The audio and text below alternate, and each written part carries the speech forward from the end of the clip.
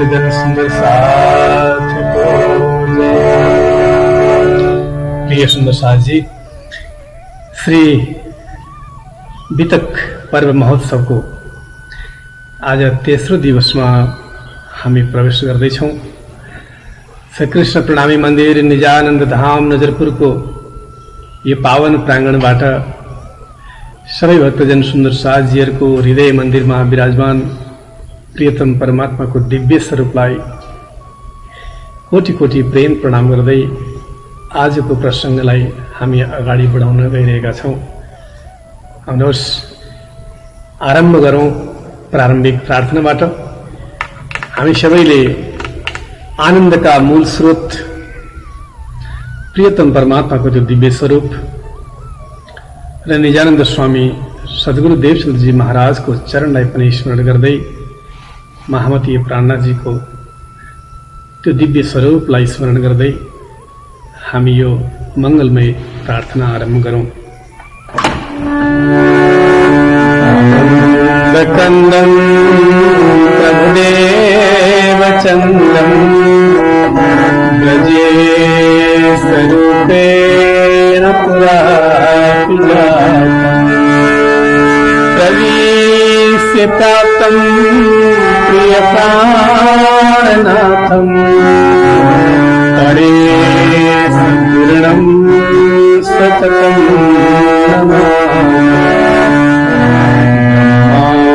प्रिया जागरणाय जात सर्वसुपाता भवसि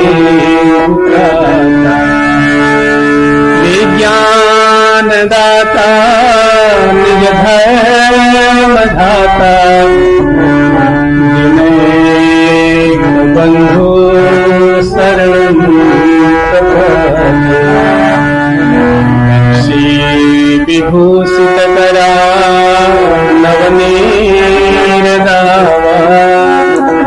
पीताम्बरधर्ममीनफलाधरोष्टा पूर्णेन्दु सुन्दरमुखादरवीन्दनेत्रा कृष्णा परं किमपि तत्त्वमहं न जाने प्रसीदं नवनीतचौरं गोपालनानाचदुकूलचौरम् अनेकजन्मार्जितपापचौरम् चौराग्रदन्यं सततं नमामि चौराग्रदन्यं सततं नमामि। बोलो श्री कृष्ण कन्हैया लाल को जय, निजानंद स्वामी को जय, श्री प्राणनाथ प्यारे को जय, वितक पर्व महोत्सव को जय, संपूर्ण भक्तजन सुंदर साथ को जय। प्रिय सुंदर साथ जी, आज तेस्रो दिवसको वितक पर्वमा सबैलाई स्वागत गर्दै प्रसंग प्रारम्भ गरौं। भविष्य पुराण में राजा कहे जुगचार, बचन जो है व्यास के ताको करो विचार, ताको करो विचार। बोलो श्री सद्गुरु महाराज को जय। प्रिय सुंदर साथ जी, भविष्य पुराण को आधार मानेर भविष्य पुराण को साक्षी दिँदै स्वामी श्री लालदास महाराजले चार अलग अलग युग का राजाहरूको उल्लेख गर्दै अन्तिम युग कलियुगमा औरंगजेब जस्तो क्रूर शासकको बेलामा निष्कलंक बुद्ध अवतार स्वयं अक्षराती स्वरूप धामधनी महामतीजी उहाँको प्राकट्य हुँदै तात्म ज्ञानको माध्यमद्वारा जागृत गर्नको लागि यो सचराचर जगतलाई अखण्ड मोक्षको द्वार खोल्नुहुन्छ भन्ने भावना सहितको सबै शास्त्रहरूको निचोडलाई प्रष्ट पार्नको लागि अनेकौं राजाहरूको वर्णन गरेको पाइन्छ। यहाँ 4 जुगका राजाहरूमध्ये विशेष विशेष राजाहरूले जसले यो मनुष्यताको लागि मनुष्य जगतको लागि महत्त्वपूर्ण योगदान दिएर जानुभयो त्यस्ता चक्रवर्ती सम्राटहरूको उल्लेख गरेको पाइन्छ। वितकको पहिलो प्रकरणको दोस्रो चौपाईमा लालदासजी उल्लेख गर्नुहुन्छ। 17 राजा कलियुग में एक कह्यो राजा कृत तीन अपनी भूगति तापर भयो कृतदत्त तापर भयो कृतदत्त। अर्थात सत्ययुगका राजाहरूमध्ये धेरै राजाहरूमध्ये हिरण्यकश्यप र प्रहलाद राजा विशेष रूपमा उल्लेख गरेको पाइन्छ। एकातर्फ हिरण्यकश्यप रूपी पात्र असुरताको प्रतिनिधि पात्र हुनुहुन्छ भनेदेखि अर्कोतर्फ प्रहलाद भक्ति हृदयले आध्यात्मिकताले ओतप्रोत सारा जगतलाई भक्तिको धारामा प्रवाहित गर्नको लागि प्रहलादले दिनुभएको योगदानको विषयमा पनि उल्लेख गर्नको लागि सत्ययुगको राजामा हिरण्यकश्यप र प्रहलादको उल्लेख गरेको पाइन्छ। हिरण्यकश्यप सधैँ शत्रुता भित्र बोक्ने खालका थिए। भगवानप्रतिको उनको तिरस्कार जहिले सुकै पनि तिरस्कारको भावना। तर प्रहलाद अखण्ड रूपमा भगवान विष्णुको आराधनामा मस्त रहने बालक। आमाबाट पाएको संस्कारले ठूलो काम गरेको थियो। भनिन्छ देवर्षि नारदले भक्त प्रहलादकी आमालाई कयादुलाई आफ्नो आश्रममा लिएर जानुभएको थियो र त्यहाँ गएर सारा भक्ति शास्त्रको संस्कारले सिंचन गर्नुभयो। जुन संस्कारको सिंचनको प्रभाव गर्भावस्थामा नै भक्त प्रहलादले प्राप्त गर्नुभयो र जब धरतीमा पाइलो राख्नुभयो उहाँको भक्तिको धारा प्रवाहित हुन थाल्यो। निरन्तर परमात्माको स्मरण गर्ने, भगवानको स्मरण गर्ने, रात दिन चिन्तन गर्ने, एक पल पनि भगवानलाई बिर्सन नसक्ने, विस्मृति कहिले पनि नगर्ने।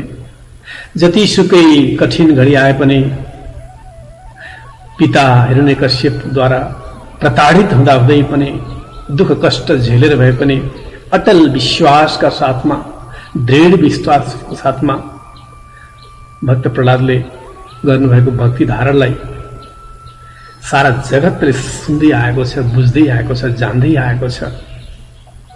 प्रिय सुन्दर साजी, भनिन्छ एकपटक हिरण्यकश्यपले छोरा प्रहलादलाई भन्दछन्, तिमी चारैतर्फ जहाँ जहाँ पनि भगवान हुनुहुन्छ भन्दछु, तिमीलाई यो कुरामा विश्वास छ? छ पिताजी। त्यसो भए के यो थम्बमा पनि भगवानको वास छ? भक्त प्रहलाद जवाब दिनुहुन्छ, छ। यो थम्बमा पनि हुनुहुन्छ, जहाँ पनि हुनुहुन्छ, कतै पनि उहाँको अनुपस्थिति छैन। जहाँ जहाँ नजर पुगुन् नपुगुन् परमात्माको त्यहाँ उपस्थित रहन्छ।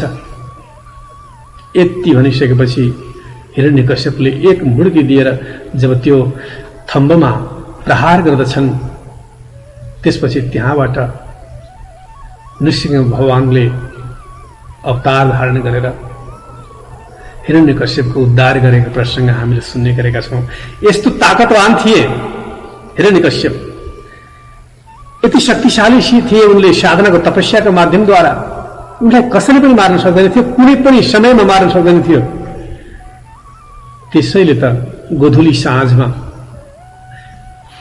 न नर न पशु त्यो आधारमा ठिक्क बीचको स्वरूप धारण गरेर, नृसिंह स्वरूप धारण गरेर हिरण्यकश्यपको उद्धार गर्नुभएको प्रसङ्ग हामीले श्रवण गरेका छौँ। प्रिय सुन्दर साथी, त्यसपछि त्रेतायुगको कुरा आउँदछ। त्रेतायुगमा 29 राजाहरू भएका थिए। अब कहूँ त्रेता के 29 नाम भए।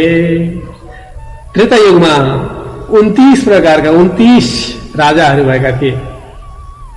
ती मध्ये विशेष विशेष राजाहरूले जसले केही सन्देश दिएर गए जगतलाई, जसबाट यो जगतले केही कुरा पायो, राम्रो माध्यमद्वारा या नराम्रो माध्यमद्वारा, जुनसुकै माध्यमद्वारा यो मनुष्य जातिले सन्देश पाएको छ, ती राजाहरूको उल्लेख गरियो। विश्वामित्र जस्ता भए, हरिश्चन्द्र राजा। प्रिय सुन्दर साजी, हामीले सधैँ सुन्ने गरेका छौँ, देख्ने गरेका छौँ, बुझ्ने पनि गरेका छौँ। विश्वामित्र, हरिश्चन्द्र, दशरथ र रामचन्द्र जस्ता राजाहरूको विशेष उल्लेख पाइन्छ त्रेतायुगमा। विश्वामित्रको विषयमा हामीले सुनेकै छौँ। राजा विश्वामित्र ब्रह्मर्षि बन्नको लागि, साधनाको उच्चतम शिखरमा पुग्नको लागि घोर साधनामा लाग्नुभयो। साधनाले गर्दाखेरि भनिन्छ स्वर्गमा समेत हाहाकार मचियो र स्वर्गबाट उनको साधनामा भङ्ग गर्ने प्रयास गरियो। अनेक प्रकारका त्यहाँबाट पठाएर, मेनुकाहरूलाई पठाएर यहाँ उनको साधना भङ्ग गर्ने प्रयास गरिएको प्रसङ्ग पनि हामी जान्दछौँ। अथवा यसले के सिकाउँछ? कथाले मात्र हामीलाई श्रवण गर्नको लागि होइन, कथाले हाम्रो जीवनमा के परिवर्तन गराउँछ, के रूपान्तरण गर्न सिकाएको छ। वास्तवमा साधनाको रूपमा जब हामी अगाडि बढ्दै जान्छौँ, त्यतिखेर हामीलाई अनेक प्रकारका बाधाहरूले घेर्दछन्, अनेक प्रकारका भुमरी चल्दछ। प्रिय सुन्दर साजी, ती बाधाहरूलाई पनि पार गर्दै गर्दै गर्दै साधनाको सर्वोच्च शिखरमा हामीले पुग्नु पर्दछ भन्नको लागि नै वास्तवमा हिरण्यकश्यपको सँगसँगै जुन प्रकारले प्रहलादले आफ्नो जीवनको उद्धार गर्नुभयो, त्यसै गरी विश्वामित्रको प्रसङ्गबाट हामीले सिक्दछौँ भने राजा हरिश्चन्द्रले आफ्नो सत्यतालाई कहिले पनि छोड्नु भएन।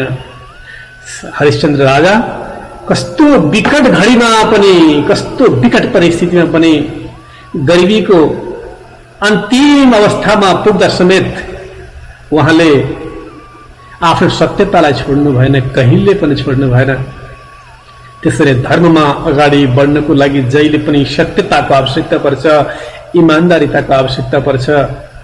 सत्य नै परमात्मा हो, परमात्माको नजिक पुग्नको लागि सत्यताको आवश्यकता पर्छ भन्ने कुरा राजा हरिश्चन्द्रबाट हामीले बुझ्ने गरेका छौँ भने त्यसै गरी भगीरथ, दिलीप राजाहरू भए र दशरथ, रामचन्द्र तथा लव आदि राजाहरू पनि त्रेतायुगमा भएर उहाँहरूले अनेक प्रकारको सन्देश दिएर जानुभएको छ। दशरथ रामचन्द्रको प्रसङ्ग हामीले सुन्ने गरेका छौँ। पुरा रामायणको प्रसङ्गमा हामीले खुब आनन्दको साथमा रामायण गाउने गरेका छौँ।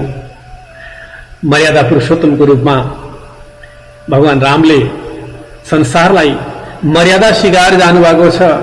हरेक कुराको लिमिटेड बााउन्ड्री हुन्छ, त्यो बााउन्ड्रीलाई पार गर्नु हुँदैन।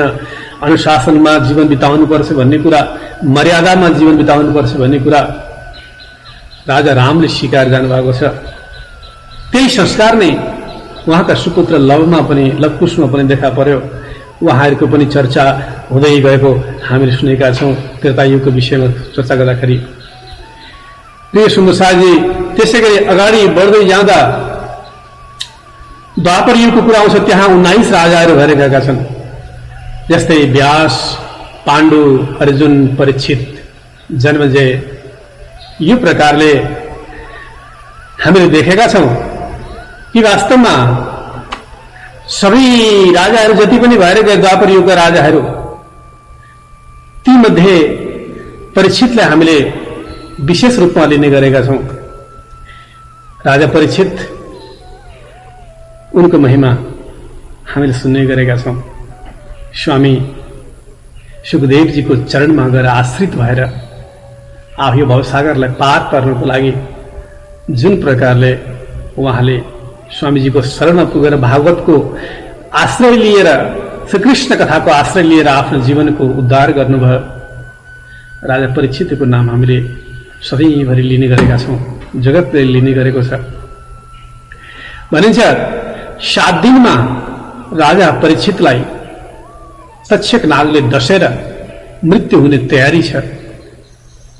गरौँ के, म कता जाऊँ, मेरो उद्धार कसले गर्ला, मेरो जीवनको उद्धार कसरी होला, यो चिन्तामा परेर जब राजा परीक्षित सुन्दछन् कि तपाईको उद्धार गर्नेवाला एकमात्र हुनुहुन्छ स्वामीजी सुखदेव स्वामी, उहाँको चरणमा जानुहोस्, आश्रयमा जानुहोस्।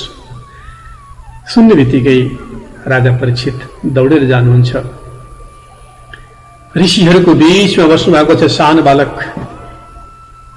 तर अद्वितीय सत्संग सुधारसमा सारा ऋषिहरूलाई ओतप्रोत गराइरहनु भएको छ।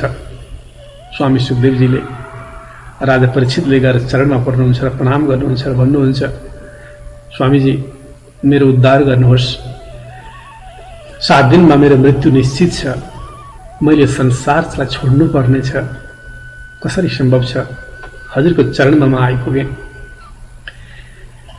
राजा परीक्षित, यदि तिमी मोक्ष चाहन्छौ भने मैले भनेको मान्नुपर्छ। तिमी बीचमा कथा आरम्भ भइसकेपछि कहिले पनि प्रश्न नगर्नु, शंका नगर्नु। बीचमा आउन सक्छन् शंका, तर तिमीले त्यसलाई ग्रहण गर्दै जानु। सारा कथाका प्रश्नहरूलाई ग्रहण गरेर शंकामा डुब्ने होइन। यदि तिमी मान्न तयार छ भने म कथा आरम्भ गर्छु, तिम्रो उद्धार निश्चित छ। परीक्षित राजा भन्दछन्, म पालना गर्छु, कुनै पनि प्रकारको शंका गर्दिन, प्रश्न पनि गर्दिन, सुन्दै जान्छु आनन्दको साथमा। स्वामीजी कथा गर्दै जानुहुन्छ। जब श्रीकृष्ण कथाको रासमा प्रसंग पुग्दछ, त्यति बेला राजा परीक्षितको मनमा प्रश्न जाग्दछ, शंका उत्पन्न हुन्छ। श्रीकृष्ण भएर पनि गोपीहरूको साथमा वृन्दावनमा एक्लै गएर रास खेल्दै, यस संसारको छोटो बुद्धि राजा परीक्षितको मनमा उब्जिन्छ। जब मनमा त्यो शंका उत्पन्न हुने बित्तिकै स्वामीजी भन्नुहुन्छ, राजा तिमी राजाको रूपमा छौ, म एउटा जोगी हुँ, सामान्य जोगी, जसले आएर मलाई जुन आवेशले, जुन शक्तिले आएर कथा भनाइरहेको थियो भित्रबाट, त्यो शक्ति उडेर गयो तिम्रो शंकाको कारणले गर्दा। अब सम्भव छैन, म केही पनि तिमीलाई भन्न सक्दिन। अब तिमी आफ्नो बाटो लाग, म आफ्नो बाटो लाग्दछु।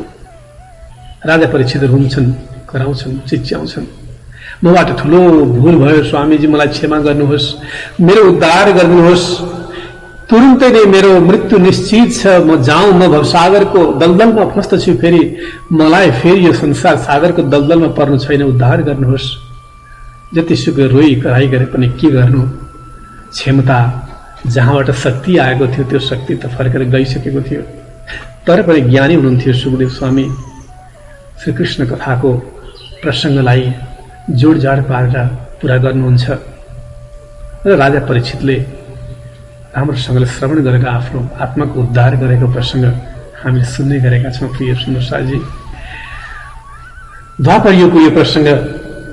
अब यसपछि लालदास महाराज एउटा चौपाईको माध्यमद्वारा भन्नुहुन्छ, अब कहूँ विष कलियुग के 19 कहे द्वापर, 29 त्रेता के कहे, 17 सतयुग पर, 17 सतयुग पर। बोलो श्री कृष्ण कन्हैया लाल को। प्रिय सुन्दर साजी, कलियुगमा 20 राजाहरू भएर गए। त्यसपछि वास्तवमा द्वापरमा हामीले पहिले नै वर्णन गरेर आयौं, 19 राजाहरू भए, 29 भए त्रेतामा, र 17 राजाहरू सतयुगमा आए। त्यसपछि लालदासजी भन्नुहुन्छ, तापर औरंगजेब हे कलियुग के नाम, आगे अवतार होएगा बुध कलंकी सठाम, बुध कलंकी से ठाम, बुध कलकी से ठाम। पहिलो प्रकरणको 27औं चौपाईमा स्पष्ट पार्नुभएको छ स्वामीजीले। अन्तिम कलियुगको राजा औरंगजेबलाई लिन खोजिएको कारण कि कल्की अवतारको रूपमा महामती प्राणनाथजीद्वारा औरंगजेब जस्तो क्रूरताले भरिएको शासकद्वारा सारा धर्म प्रेमी जनतालाई रक्षा गर्नको लागि महामतीजीले योगदान दिनुहुन्छ र अखण्ड मोक्षको ढोका खोल्नुहुन्छ भन्ने कुरा प्रष्ट पार्नको लागि राजाहरूको वर्णन गरिएको प्रसंग हामीले सुन्यौं। वास्तवमा कलियुगमा राजा भोजको नाम प्रसिद्ध छ। हामीले राजा भोजको विषयमा खूब सुनेका छौं। राजा भोज जब सानै हुनुहुन्थ्यो भनिन्छ उहाँका पिताको धामगमन हुने तयारी थियो। मृत्यु शय्यामा हुँदा आफ्ना भाइलाई भन्नुहुन्छ, जनको नाम मुञ्ज थियो, भाइ तिम्रो भतिजो मेरो छोरो सानो छ, म शरीर छोड्दैछु, जाँदैछु, तिमीले रक्षा गर्नु यसको, यसलाई राम्रोसँगले स्याहार गर्नु, बच्चो छ, यसलाई हुर्काउने बढाउने र तिमीले सबै कुरा गर्नु जिम्मेवारी तिम्रो छ। भाइलाई जिम्मा लाएर जानुहुन्छ, शरीर छोड्नुहुन्छ पिताजीले। र काकाले, भोजका काकाले आफू सिंहासनमा बसेर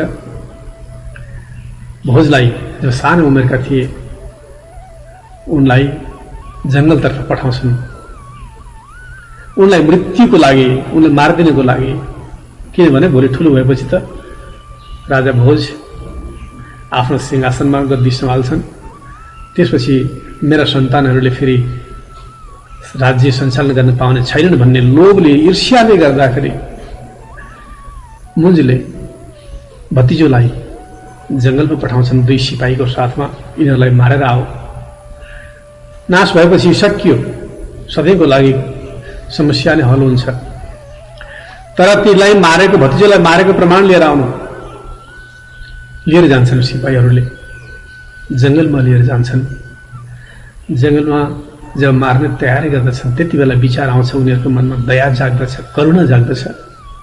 विचार यति सानो बालक, यसलाई मारेर के गर्नु? राजाले पो ईर्ष्याको वशमा गरेर आफ्नो भतिजालाई मार्ने निर्देशन दिए। तर हामी मार्न सक्दैनौं, यति कृतज्ञ छैनौं हामीहरू।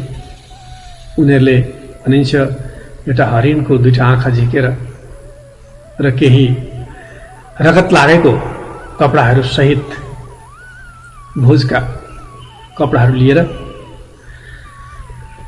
फर्कन्छन् मोहन्सको दरबारमा र गएर देखाउँछन् भोजका कपडाहरू र 2टा आँखा, हरिणका आँखाहरू। विश्वस्त हुन्छन् राजा मोहन्स, ठिकै रहेछ, तिमीहरूले भतिजालाई मारेर आएछौ, विश्वास हुन्छ उनलाई। तर प्रिय सुन्दर शाहजी, जब ती सिपाहीहरूले मार्ने नसकेर दया जागेर, करुणा जागेर हिँड्ने तयारी गरिरहेका थिए, जंगलबाट बिदा भएर भोजबाट, भोजले एउटा पत्र लेखेका थिए काकाको लागि। पिताजी स्वर्गवास हुनुभयो, शरीर छोडेर जानुभयो, मेरो समान पिता हुनुहुन्छ हजुर काकाश्री।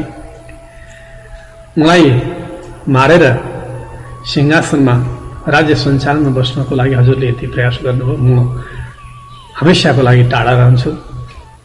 तर मलाई ढुक्क विश्वास छ कि हजुर चाहिँ अजर अमर अविनाशी हुनुहुन्छ, कहिले पनि मर्नुहुन्न, जुग जुग बाँच्नु, म जान्छु भनेर सानो पत्र लेखेर ती सिपाहीहरूको पास पठाउनु भएको छ। जब उनले पत्र पढ्दछन् राजा मुञ्जले, त्यति बेला आँखा रसाउँछन् उनका, धिक्कार मैले के गरेँ, पश्चातापका आँसु बग्न थाल्छन्, रुन्छन्, कराउँछन्। तर के गर्नु, ठूलो गल्ती त भइसकेकै छ, मबाट ठूलो भूल भयो, ठूलो अपराध भयो, मैले ठूलो गल्ती गरेँ भन्छन्, रुन्छन्, कराउँछन्। सिपाहीहरू भन्छन् के तपाईलाई साँच्चै नै हजुरलाई साँच्चै नै पश्चाताप भएको छ? यदि पश्चाताप भएको छ भने भतिजा जिउँदै रहेछन् भने तपाईँ के गर्नुहुन्छ? मुन्ज भन्दछन् जिउँदो मेरो भतिजोलाई लिएर आऊ, म तिमीहरूलाई पुरस्कृत गर्नेछु। म कहिले देख्न पाऊँ मेरो भतिजोलाई? यदि ऊ जिउँदै छ भने म अहिले म आफै लिन जान्छु जंगलमा। हिँड्नुहोस् जाउँ, तपाईको भतिजो मरेको छैन, मृत्यु भएको छैन, हामीले मार्न सकेनौँ उसलाई। हिँड्नुहोस् जाउँ। राजा भोज जान्छन् जंगलमै र भोजसँग भेट हुन्छ र आफै गएर भतिजालाई ल्याएर आएर सिंहासनमा बसाल्छन् राजा भोजले। र राजा भोजले सारा मनुष्य जगतको लागि बाँचुन्जेल ठूलो योगदान दिएर जानुभएको छ। सत्यताको लागि, इमानदारीताको लागि, भक्तिको लागि, मनुष्यतालाई सर्वोच्च शिखरमा पुर्याउनुको लागि अनेकौं प्रकारका योगदान दिएर जानुभएको प्रसंग हामीले कलियुगको राजाहरूको विषयमा श्रवण गर्दाखेरि सुन्ने गरेका छौं। त्यसपछि अकबर, शाहजहां आदि राजाहरू पनि भए, विक्रमादित्य राजा भए। ती सबै राजाहरूमध्ये आफ्नो तरिकाले उनीहरूले संसारमा आफ्नो उपस्थिति जनाए। तर तीमध्ये औरंगजेब अन्तिम राजाको रूपमा देखा परे, जसले धर्मप्रेमी जनताको लागि असाध्यै नै पीडा वर्षाए।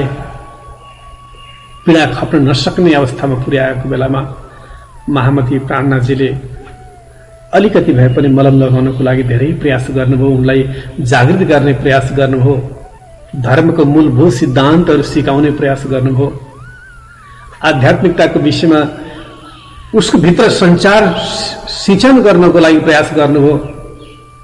त्यो भावना विकास हुन्छ कि भन्ने धेरै प्रयास गर्नुभयो। तर जसको पात्रता जति छ त्यही मात्र हुने रहेछ। उसले पनि जति पाउनु पर्ने हो त्यो पाउन सकेन।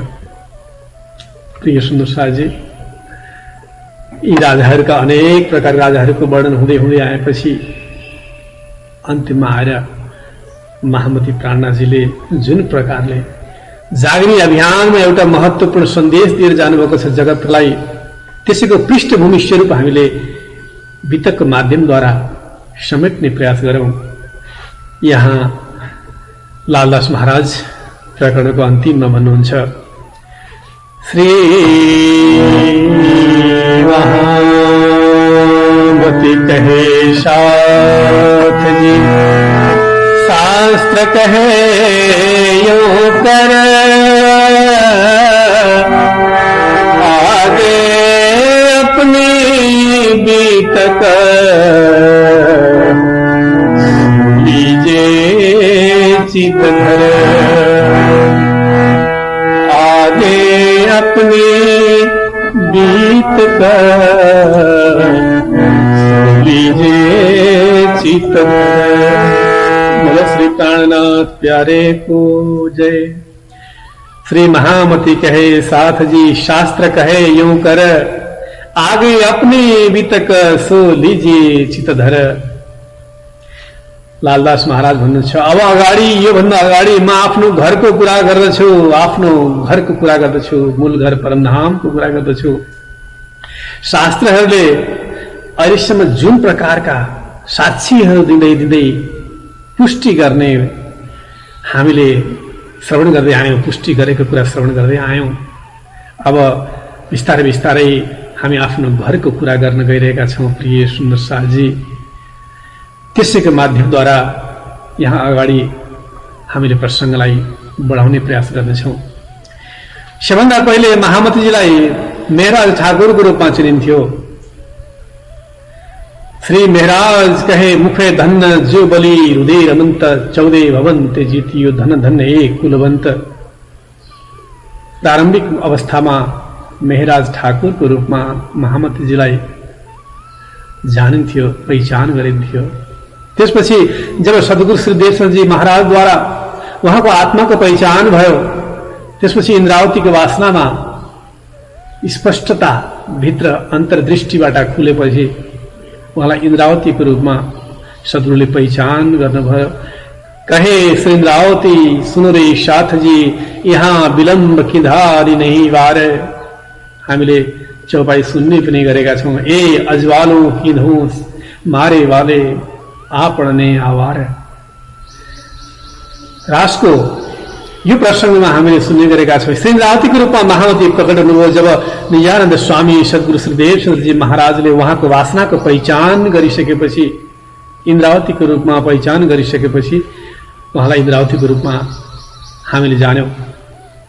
त्यसैगरी जागनी यात्राको सिलसिलामा जब महामती श्री प्राणनाथजी अगाडि बढ्दै बढ्दै सुरत हुँदै हरिद्वार पुग्नुभयो, कुम्भ मेलामा विजय हुनुभयो, सारा शास्त्रबाट विजय हुनुभयो, सबैलाई पराजित गरेर बुद्ध अवतारको रूपमा घोषणा भइसकेपछि वास्तवमा त्यही बेलामा पाँचै शक्तिको प्रवेश गरेर त्यहाँ महामतीजीको भित्र, इंद्रावतीजीको भित्र पाँच शक्तिको प्रवेश भएपछि उहाँलाई महामतीको रूपमा पहिचान गरियो।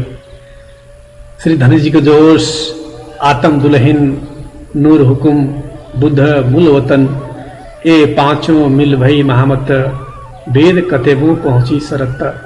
प्रकाश हिंदीको 37 प्रकरण र 95 चौपाईको यो चौपाईले हामीलाई स्पष्ट पारेको छ कि धामधनीको आवेश, श्यामाजीको आत्मा, अक्षर ब्रह्मको शक्ति, श्रीराजजीको हुकुम र तारतम्य ज्ञान, यसलाई जागृत बुद्धि पनि भनिन्छ। यी पाँचै शक्तिको प्रवेश भएपछि महामतीको रूपमा प्रकट हुनुभएको प्रसंग हामीले सुन्ने गरेका छौं, बुझेका छौं। प्रिय सुन्दर साजी, यसैलाई आधार मान्दै अब हामीले समग्र वितकलाई 4 प्रकारका वितकहरू श्रृंखला मध्ये परमधामको वितक, ब्रजमण्डलको वितक, रासको वितक र जागनीको वितक, यी 4 वितकलाई हामीले समेट्नेछौं। अक्षरातीत पूर्ण ब्रह्म परमात्माको लीला, निजानन्द स्वामी देवचन्द्रजी महाराजको लीला र महामती प्राणनाथजीको लीला। आगे अपने वितक सो कहो सो लिजो चित्त धर। प्रिय सुन्दरसाजी, जहाँ यो सूर्यमण्डलको प्रकाश र चन्द्रमाको प्रकाश पुग्दैन र जहाँ पुगेपछि फेरि फर्केर यो जन्ममरणको चक्करमा आइपुग्नु पर्दैन, त्यही नै त्यो परमधाम हो। हामी भित्र रहेको जुन चेतन सत्ता छ त्यसलाई आत्मा भनिन्छ। आत्माका मालिक पूर्ण ब्रह्म परमात्मा अक्षरातीत श्री कृष्णजी हुनुहुन्छ। यो कुरा हामीले बिस्तारै बिस्तारै प्रसंग अनुसारले अगाडि बढ्दै जानुपर्नेछ। 6 अक्षर भन्दा पनि पर रहेको अक्षरातीत धाम हाम्रो आफ्नो आत्माको घर हो। त्यो परमधामलाई सच्चिदानन्दमय भूमि पनि भनिन्छ। सच्चिद र आनन्द। तर त्यसको ठीक उल्टो असत, जड र दुख। यो संसारमा असत, जड, दुख छ भने परमधाममा ठीक त्यसको उल्टो सच्चिद र आनन्द छ। हाम्रो यो संसारको कुनै पनि प्रकारका प्रकाश, यहाँको हावा, यहाँको उज्यालो, यहाँको तेज त्यो घरमा प्रवेश गर्दैन, स्पर्श गर्दैन, पुग्दैन। भौतिक विज्ञानले यी कुरालाई प्रस्ट्याउने प्रयास पनि गरेको छ। जसरी कुनै पनि संसारका पदार्थहरूको उल्टो पदार्थ, एन्टिमेटर कहीं न कहीं विद्यमान छ भन्ने कुरा भौतिक विज्ञान मान्दछ। जस्तै प्रोटोन, प्रोटोनको एन्टी प्रोटोनको रूपमा उसले बुझ्दछ कहीं त्यस्तो खालको स्थान छ, त्यस्तो तत्त्व छ जुन यहाँको भएको पदार्थको विपरीत छ भन्ने कुरा प्रष्ट पारेको छ विज्ञानले, मोडर्न साइन्सले, मोडर्न फिजिक्सले। त्यसैगरी संसारमा असत, जड र दुख छ भने असतको उल्टो विपरीत सत। र यहाँ जड भनेको अज्ञानता, चारैतर्फ अज्ञानता छ। ज्ञान जस्तो लाग्दछ तर अज्ञानता छाएको छ चारैतर्फ। त्यसको ठीक विपरीत चैतन्यमय, जो परमधाम चैतन्यमय छ। त्यसैगरी यहाँ दुख छ, लाग्दछ सुख। सुख जस्तो लाग्ने तर दुःखको मूल स्रोत छ संसारमा भने त्यसको ठिक अपोजिट आनन्दको भूमि छ। त्यसलाई सच्चिदानन्द भूमि भनिन्छ। असत जड दुःखको जस्ट विपरीत सच्चिदानन्दमय भूमि, त्यो दिव्य अखण्ड परमधाम, त्यो हाम्रो आफ्नो घर हो। त्यसलाई एउटा भजनको माध्यममा भाटाहरूले स्मरण भए त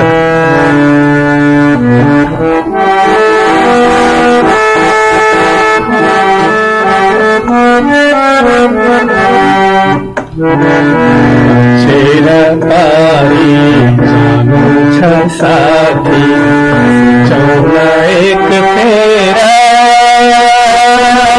बितिसकेको जिन्दगी साथी आउँदैन फर्केर। छेर पारी छ साथी एक फेरा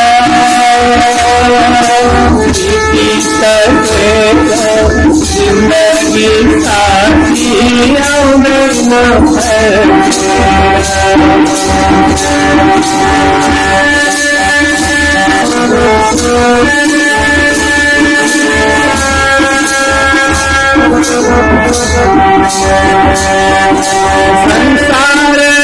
रूपी यो फुलबारी अवश्य नाश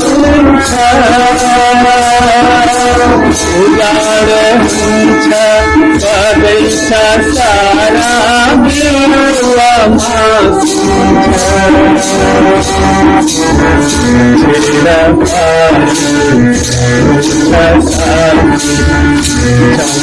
एक फेरा बितिसकेको जिन्दगी साथी आउँदैन न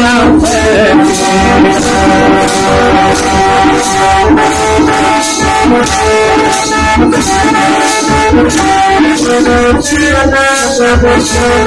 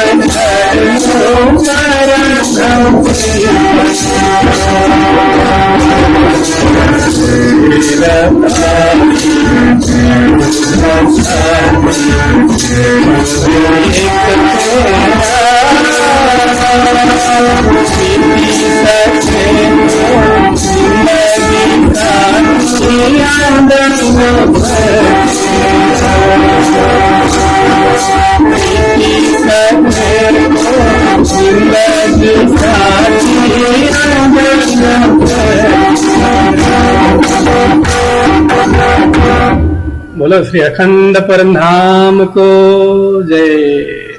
न तद्भाव पावकः यद् गत्वा न निवर्तन्ते तद्धाम परमं मम।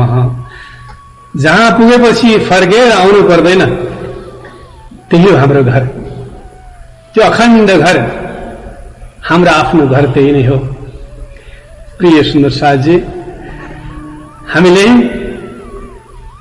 त्यही अखण्ड घर परमधाम पुग्नको लागि रात दिन आफ्नो अन्तस्करणलाई शुद्ध राख्दै राख्दै राख्दै अहिलेसम्मका सारा बितेका प्रसङ्गहरूलाई राजाहरूको वर्णन गरेर आइयो।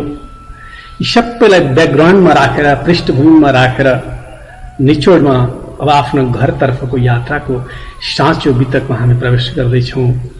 सबै तयारी, मञ्च तयारी हुँदैछ। अब आफ्नो बितकमा प्रवेश गर्नु, आफ्नो घरको बितकमा प्रवेश गर्दैछौँ। भोलिदेखि अखण्ड परमधामको बितकलाई समेट्ने प्रयास गर्नेछौँ। आजको लागि हामी संक्षिप्तमा आजको प्रसङ्गलाई यही नै बिट मार्ने प्रयास गर्दैछौँ। सबैको कल्याण होस्, राज्य महाराजको कृपा सधैँ सधैँ सबैमा बर्सिरहोस्। यिनै भावको साथमा आज कार्यक्रमलाई यही विश्राम गरौँ। आउनुहोस् अन्तिम चौपाई दोहोऱ्याउँदै श्री महामती कहे साथ जी, शास्त्र कहे यूं कर, आगे अपनी बितक शो लीजे चितधर, शो लीजे चितधर। बोलो श्री प्राणनाथ प्यारे की जय। अब अंतिम अर्जी बोलेर हामी बिदा हुनेछौँ। तुम हो तैसे कीजियो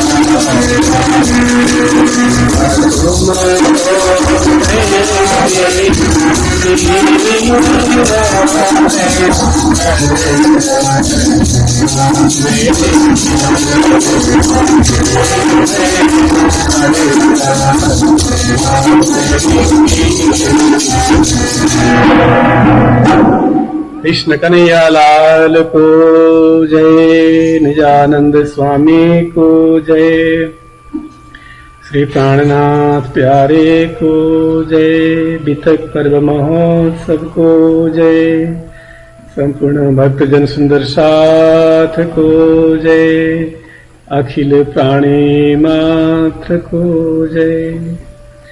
प्रणाम प्रणाम।